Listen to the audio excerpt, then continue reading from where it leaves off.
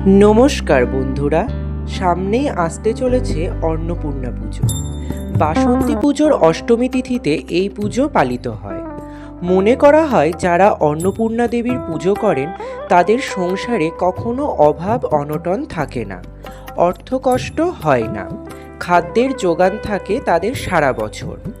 অর্থাৎ এই পুজো কিন্তু আপনাদের প্রত্যেকেরই করা উচিত। তাই চলুন বন্ধুরা, আজকের ভিডিওতে আমরা জেনে নেব 2026 সালে অন্নপূর্ণা পুজো কবে পড়েছে, পঞ্জিকা অনুসারে সঠিক সময়সূচি, পুজোর শুভ সময় কি রয়েছে। এই অন্নপূর্ণা পুজো যেহেতু অষ্টমী তিথিতে হয়, তাই অষ্টমী তিথিতে সন্ধি পুজো, বলিদানের শুভ সময় কি রয়েছে।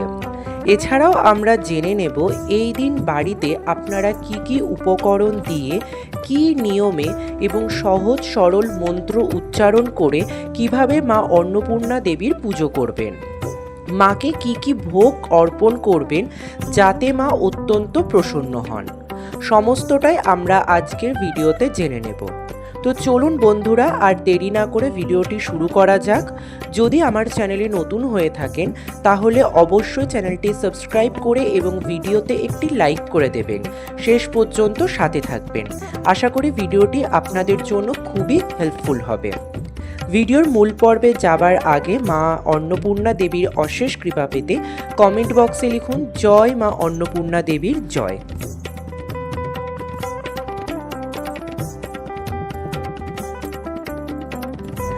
চৈত্র মাসের শুক্লা অষ্টমী তিথিতে দেবী অন্নপূর্ণার পুজো করা হয়।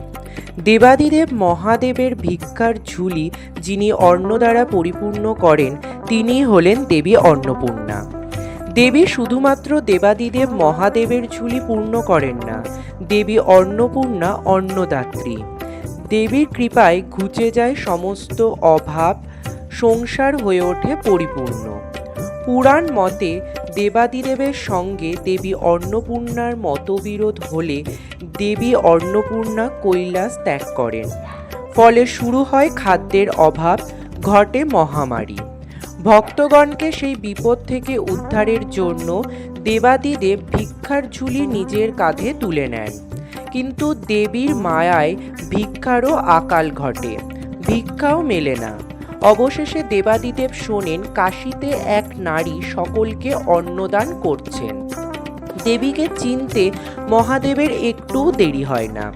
অবশেষে মহাদেব দেবীর কাছে ভিক্ষা গ্রহণ করেন, ভক্তগণকে মহামারী এবং খাদ্যাভাব থেকে রক্ষা করেন।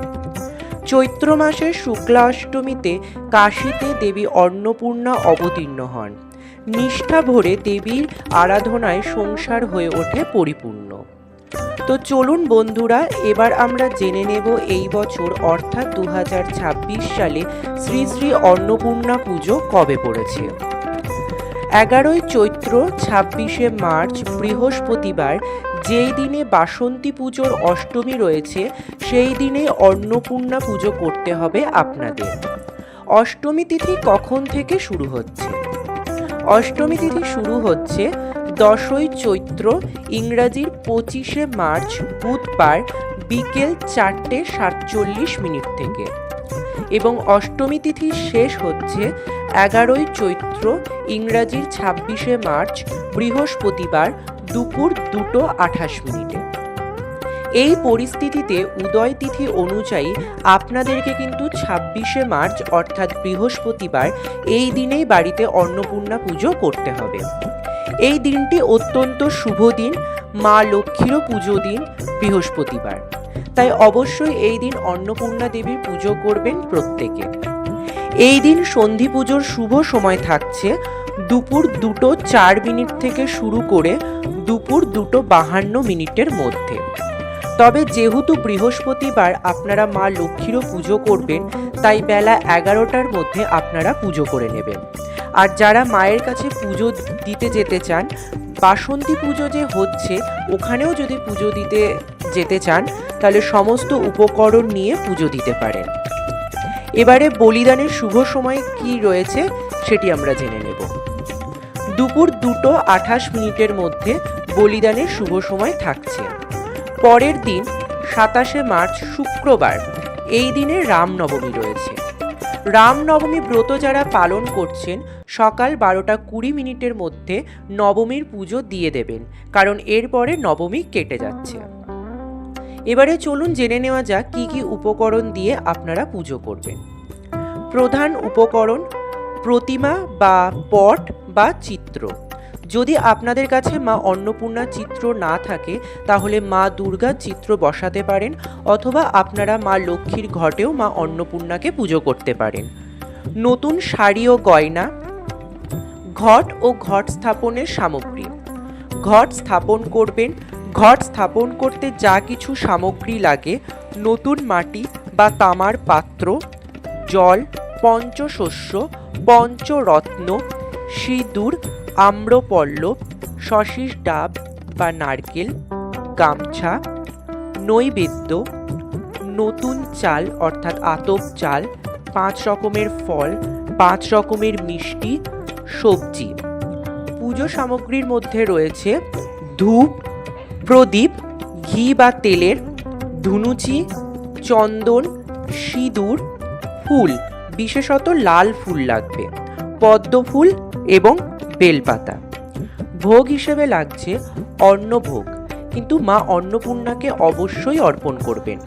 পোলাও, খিচুড়ি বা সাদা ভাত, ডাল, সবজি ও মিষ্টান্ন ইত্যাদি ভোগে রাখতে পারেন। খিচুড়ি ভোগ দিলে মা অন্নপূর্ণা অত্যন্ত প্রসন্ন হন। ভক্তরা সকালে স্নান সেরে শুদ্ধ বস্ত্র পরিধান করবেন। উপবাসের ব্রত পালন করার সংকল্প নিন। পুজোর স্থান পরিষ্কার করে দেবীর প্রতিমা অথবা চিত্রপট স্থাপন করুন। ফুল, চন্দন, নৈবেদ্য দিয়ে দেবীর আরাধনা করা হয়, তাই আগে সমস্ত কিছু সাজিয়ে নিন, তারপরে পুজোয় বসুন। প্রথমে ঘট স্থাপন করতে হবে। ঘট স্থাপন করার পর হাতে একটি ফুল, বেলপাতা ও চন্দন সহযোগে নিয়ে আপনারা প্রণাম মন্ত্র উচ্চারণ করবেন। ওং অন্নপূর্ণে সদা পুণ্যে শঙ্কর প্রাণবল্লভে জ্ঞান বৈরাগ্য সিদ্ধাঙ্গ ভিক্ষাং দেহি চ পার্বতী। এই বলে আপনারা ফুল এবং বেলপাতাটি ঘটে অর্পণ করবেন। তারপরে মা অন্নপূর্ণাকে সমস্ত নৈবেদ্য গ্রহণ করার জন্য আর্জি জানাবেন এবং এরপর হাতে ফুল আর বেলপাতা নিয়ে পুষ্পাঞ্জলি মন্ত্র জপ করবেন। ওং রিং নম ভগবতী মহেশ্বরী অন্নপূর্ণে স্বাহা। এই মন্ত্র 3 বার করে উচ্চারণ করবেন এবং 3 বার করে ফুল, বেলপাতা দেবীর উদ্দেশ্যে অর্পণ করতে হবে। তারপরে আপনারা ধূপ আর দীপ দেখিয়ে আরতি করবেন এবং আপনাদের পুজো সম্পন্ন হবে। এছাড়াও এই দিনে মা অন্নপূর্ণাকে প্রসন্ন করার জন্য অন্নপূর্ণা স্তোত্র বা অন্নপূর্ণা অষ্টকম পাঠ করতে পারেন। এটি পরিবারের জন্য অত্যন্ত মঙ্গলজনক।